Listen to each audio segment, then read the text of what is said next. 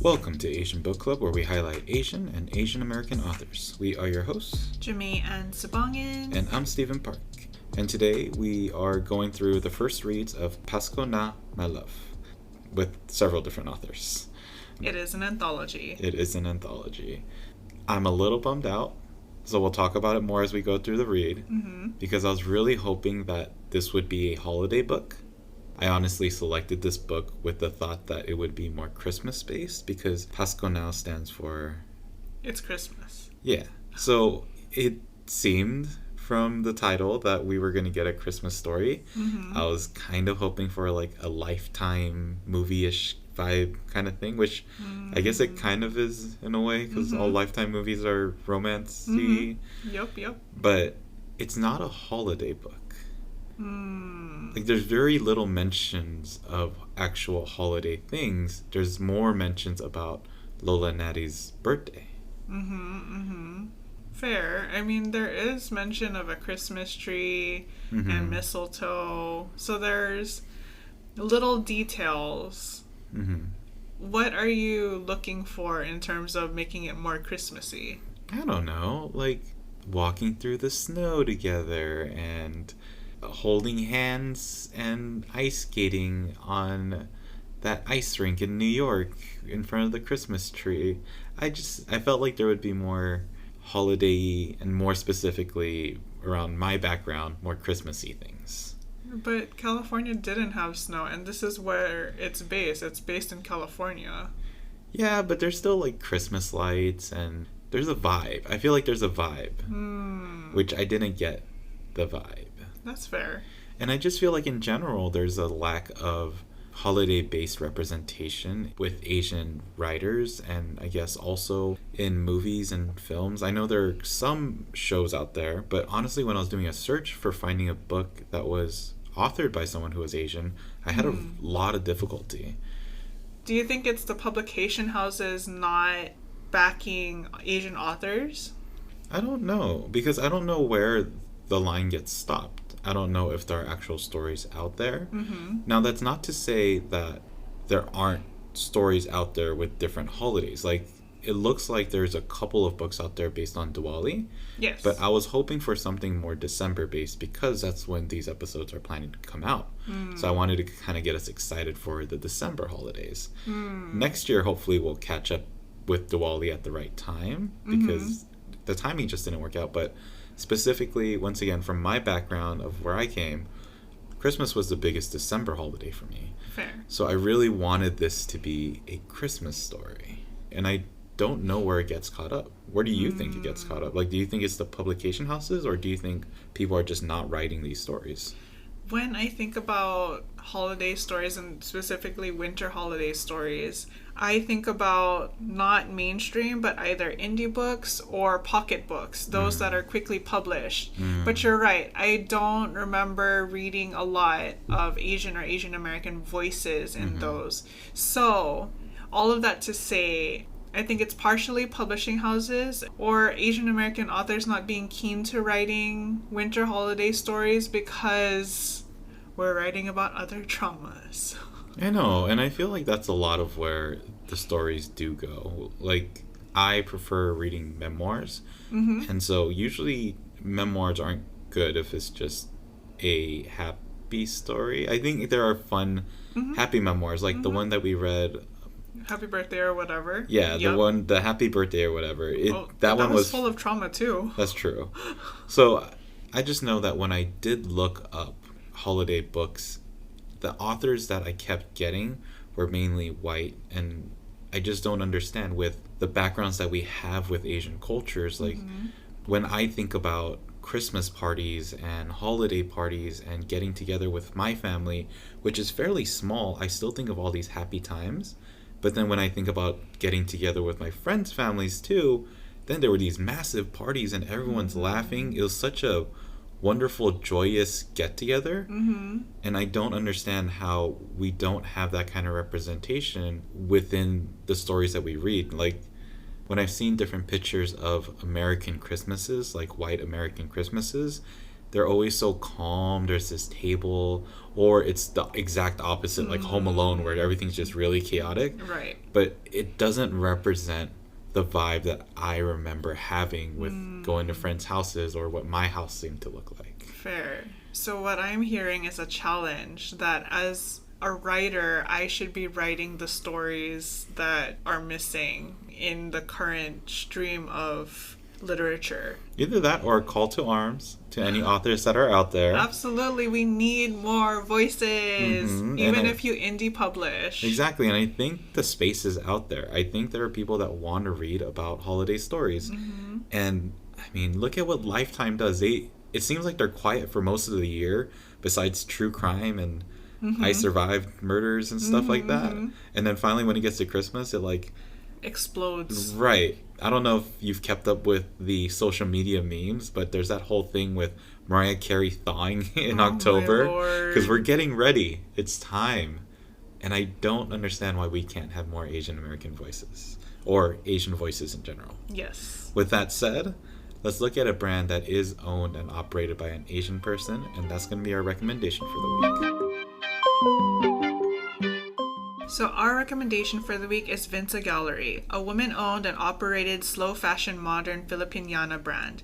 Filipiniana is a type of Filipino clothing, so it can be the butterfly sleeves that we think of when we think of like the terno meaning just like the fabric dresses, as well as the barong Tagalogs, the translucent, almost see-through button-up shirts that Tagalog men wear to very important events, whether it's weddings or a celebration.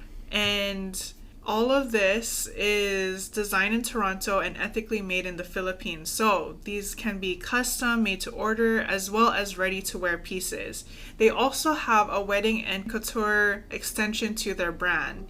You can learn more about their work and shop around via their website at Vinta Gallery. That's VINTA gallery.com, or find them on Instagram at Vinta Gallery. Yep, and that's our recommendation for the week. Okay, so we're reading Pasko na, My Love, a holiday romance anthology. Yes. And our first two reads have been Last Minute by Sarah Smith and Volcanic Love by Elle Cruz. Yeah. And so let's kind of go over these stories. So the first story that we were introduced to was Last Minute by Sarah Smith. And this is the same Sarah Smith, that's the Sarah Echevarria Smith that wrote The Boy with the Bookstore, our last read. Yes. So it's kind of a nice transition into this anthology. So let's go over the blurb that the book gives us. So for Last Minute by Sarah Smith, the blurb says, 28-year-old Ruby is in charge of catering the 100th birthday party of her grandmother. As the baby of her family, Ruby has grown up in the shadow of her older, more successful cousins, so she's determined for her catered dinner to go off without a hitch. But when her head chef calls out with food poisoning the day of the party and sends Chef Mason Waller as her replacement, Ruby is pissed. She's loathed Mason ever since he screwed her over in culinary school 5 years ago. There's still plenty of fire between these two, in more ways than one. So this is our introduction to Lola Nadi's party. We're seeing the background through Ruby's eyes. Yes. And we're also getting to see all the behind-the-scenes work that eventually leads to us going to the party relatively. Right, exactly. And we are introduced to both of these characters fairly quickly. As we saw in the blurb, Ruby is the youngest in a Filipino family, and she wants to prove herself with this catering, showing that she's not the baby of the family anymore. While on the other hand, Mason is a sarcastic hottie, based on Ruby's terms, who let Ruby down in culinary school many years ago, but they're here now supporting Ruby. Right. And so, to spoil things, Ruby and Mason have this contention because Mason left Ruby with a terrible grade, and Ruby has never forgiven him for that. Right. But eventually they get locked in a closet. This then lets out the true emotions of how they've always had interest in each other. And then they kiss, and then they get together, and they're introduced at this party as not a couple, but maybe a couple, like they're starting to Right. get together. Right. Like the family sees some kind of chemistry happening, even though they're only supposed to be head chef and director. Right. But sparks flew and people saw the kissing. Right. So once again, in Sarah Echevarria Smith fashion, this is an enemies to lovers trope. Yes. So, I want to ask, was this believable for you? It wasn't believable. Was not? No, not really. It was very Lifetime. It was very sweet.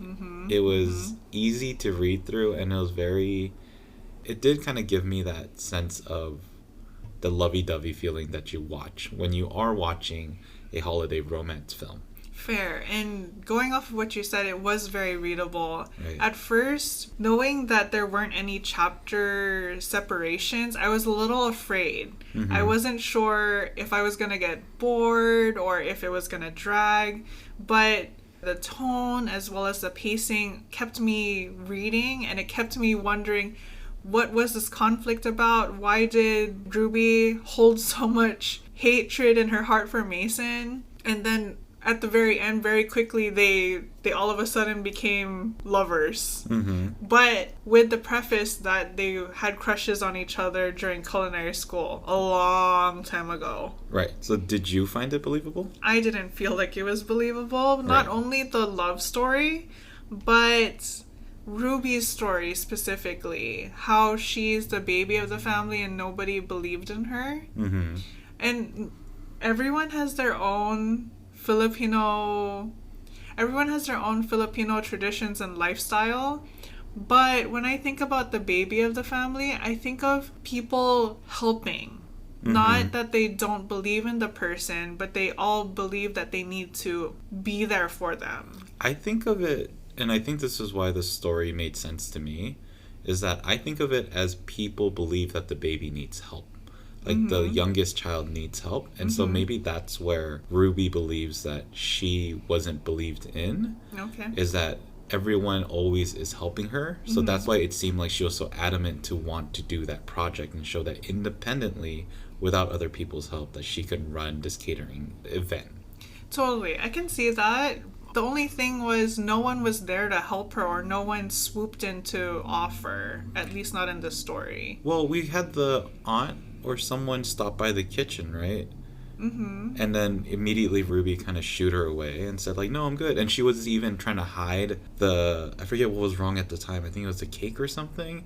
But she was trying to hide the things that were wrong. No, it was the sauce. Mason had burnt the adobo sauce. Yes. And in her mind, at least, it seemed like Ruby was very frantic to say everything's fine. So I think she definitely was trying to prove herself to show that she was independently able to do something like this. Totally. And speaking about that scene, something about Sarah Echevarria Smith's books always has, or at least, I can't say always because I haven't read her other books, except for The Boy with the Bookstore. And the thing that they have that's similar is a guy that's naked in the kitchen. I wrote that down too. So in this one, Ruby spills lemon juice all over Mason, and all of a sudden he has to take off his shirt. Which I was like, do you really need to do that? You probably have stains and stuff on your shirt already. Yes. But yeah, and in the last one, we had, what's his face? Max. Yeah, we had Max take off his shirt. Because it was raining in No, Portland. I think he walked in with his shirt off. Oh, no, he took off his shirt to put it in the oven. Yes. Yeah. Yeah, I think apparently this is a theme throughout. I'm now expecting every Sarah Echevarria Smith story to have some man in a kitchen somewhere naked. Well, shirt off. Half naked. Half naked. What are your thoughts on the story overall? Overall, I feel like the story was very sweet.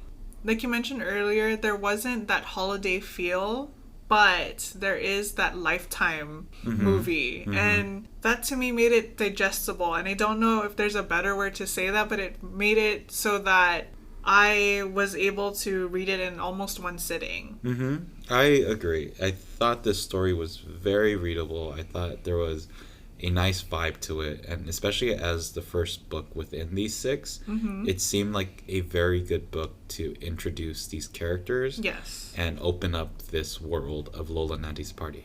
Yes, and I really appreciated that they started from the back of the story, like behind the scenes. Not to mention, and this is a personal preference of mine, is I love stories that end up in the kitchen. So there's a bunch of movies that I love to watch that have characters that are chefs that end up having some kind of angst or something in the kitchen together. Or like my favorite movie, you know this, Jamae, is Ratatouille. Yeah. Yeah. Love movie in the kitchen. My favorite holiday movie is Her Last Holiday. Yeah, The Last Holiday. That is with Queen Latifah, and she is not a chef, but she is like this aspiring cook that chases her dreams of being a cook.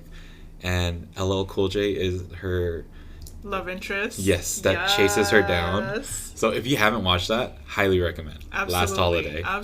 Absolutely my favorite film. So I have this space in my heart for love stories based in the kitchen. So this one was something that definitely interested me and kept me reading. And yeah, the content was so light.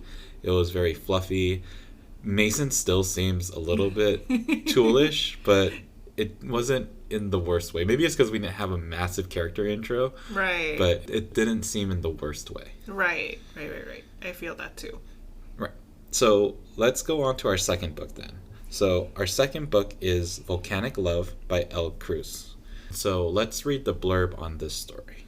So for Volcanic Love by L. Cruz, the blurb says, Sophie is a 30-year-old with a wildly successful sex podcast.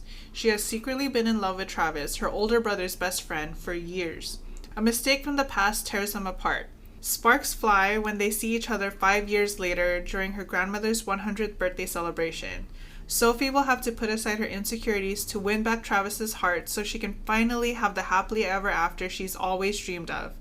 Fans of turtles, volcanoes, and forbidden love, not necessarily in that order, will enjoy this light-hearted contemporary romance. I kind of want to start off, before we get into the story, by saying I really appreciated these blurbs. Yes. Because they gave a nice prep to the story. Like, we know what the overall theme is with Lola Nadi's party. Yes. But I like how they use these blurbs to introduce the characters without going too in-depth about them. Definitely. So this story is about Sophie and Travis. Yes, and Sophie is a cousin of Ruby from the first story.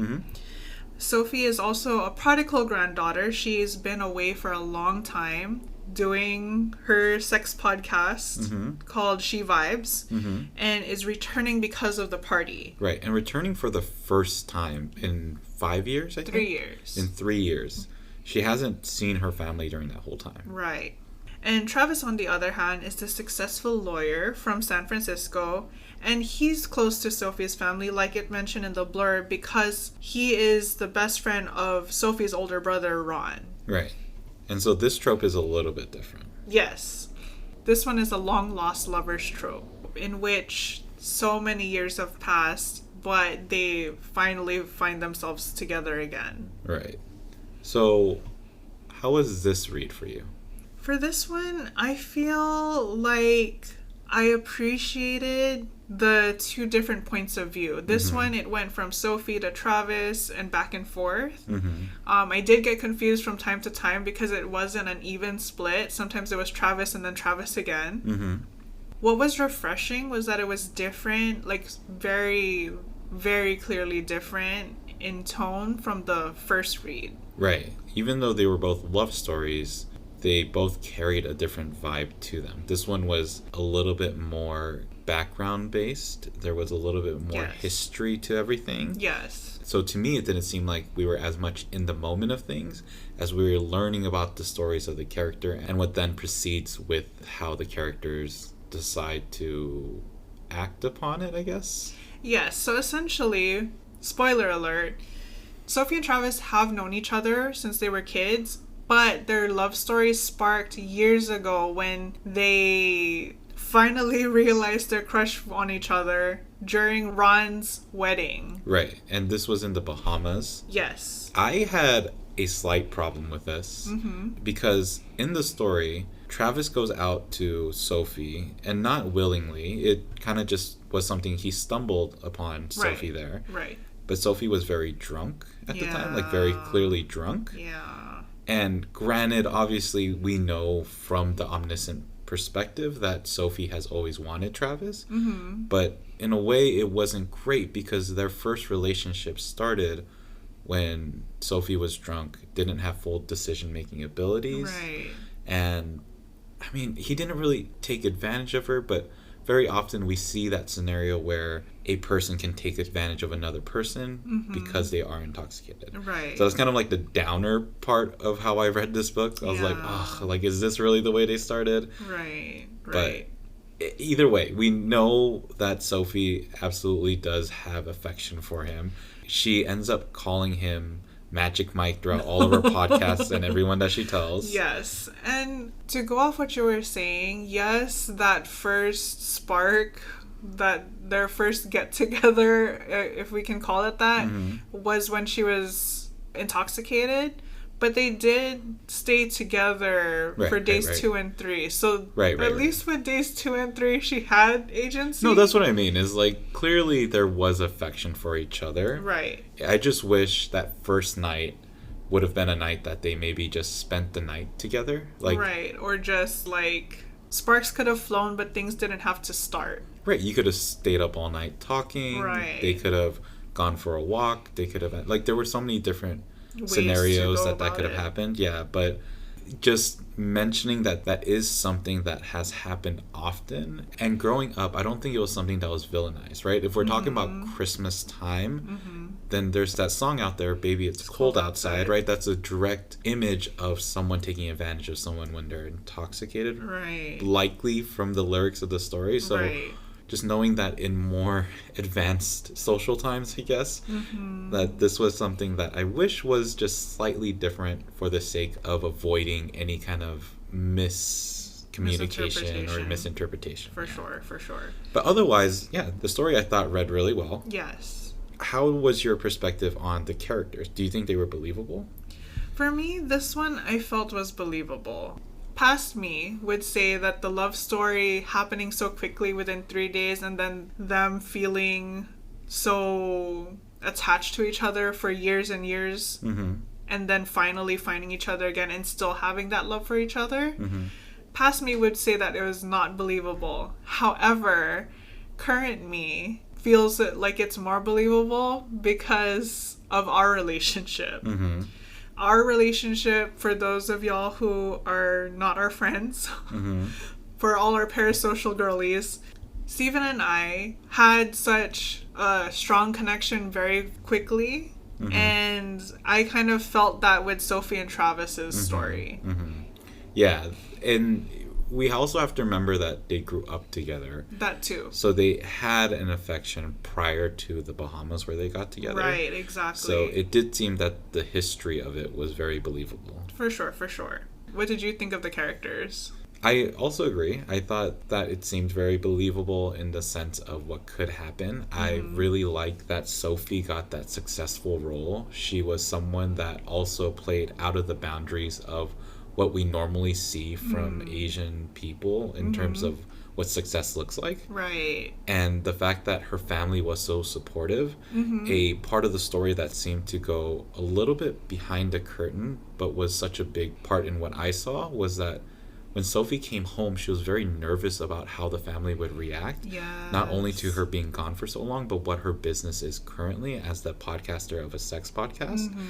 And immediately she saw that no one saw her negatively for it. Exactly. Everyone was very supportive. This brings up another character of mine that may have been my favorite character in this story. It was this random auntie that came by. Yes. And she said, "Oh, I've been listening to your podcast, and I tried out the Tongue Twister 3000. I was like, oh, no. But it was really cool to see that the family was so supportive of her. I mean, granted, we're in a holiday story, right? Like, that's what this is meant to be, is a holiday story. So we're hoping for all good vibes. Right. So I really like that aspect of it. But yeah. And I feel like this part was very believable. How even though families can be a little more conservative, at least with my Filipino family, if someone had a problem with it, they wouldn't say it, not to your face. And those who are happy about it would definitely say it to your face and be so upfront that you would blush, even if it's not a sex podcast. Absolutely.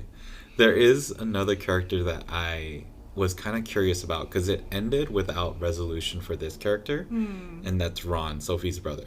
So, in the end of the story, Sophie and Travis end up getting together and kind of start hooking up in what seemed to be like a mother-in-law house in the back. Yes. And then something crashes, and then in comes Ron. Yeah. And his wife, and Ron is pissed. He is Yes. so angry. He's like, how Yes. could you do this?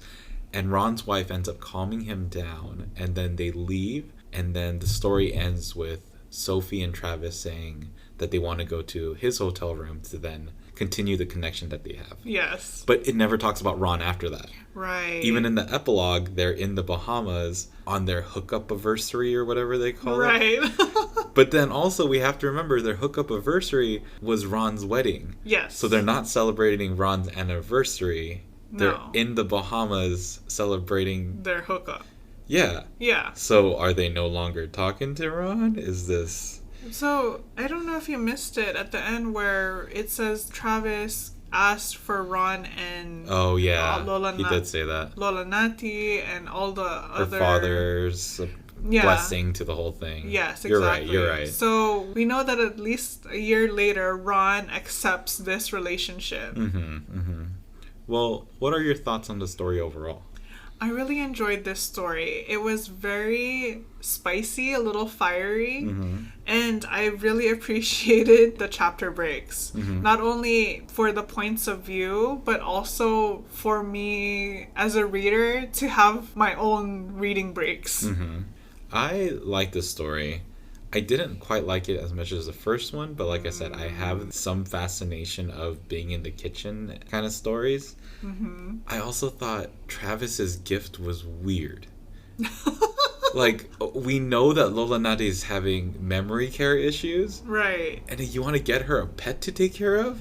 Well, she's not going to take care of it. Atevita is. Which is also messed I up. know. Like, you're putting this task on them. Like, that's Exactly. not a gift. You can't give responsibility to someone. No one wants that. Right. Anyways, but she liked it. I just don't think the auntie that's going to be taking care of Lola Nutty probably liked it. But Fair. otherwise, the story I thought flowed very well. It told the story in a very flowy, easy to read manner, and it kept the vibe of something that was like lovey-dovey Yes. and happy feeling. Another thing that I really appreciated about this story is that the Tagalog words were sprinkled in, but also not italicized. So it was just the same as all the other words, which I really appreciated. And it was defined by context in the following sentence or two sentences usually. Right. Like, and I it wasn't, didn't have to look it up. It was just in there. Right, and it wasn't obvious, nor was it clunky. Yeah. It It flowed felt- very well. Yes, it felt like the explanation was supposed to be there. Right. All right. So those were our two stories. We're hoping that the next 4 stories are going to be just as good. And the next stories are going to be The Deal by Tiff Marcello and Illicit by Mia Hopkins. So, just by going off of the titles, what do we predict about these stories? Honestly, I have no idea. These titles are so vague, and I'm trying to think of how they relate to a 100th birthday. I'm like, The Deal? Is there a drug deal going on at Lola Nutty's birthday? Or is there illicit drugs? Maybe it's just all drugs. That's what I'm thinking. They're drugs. Oh no! What are your predictions? I feel like in one of these stories, Ollie or Oliver has to be coming up soon. Who is it? So this is the cousin that disappeared during the party planning, and then all of a sudden calls Ruby and all the other cousins saying that he's somewhere in the airport. Right. Because Ruby got a call, called him Ollie.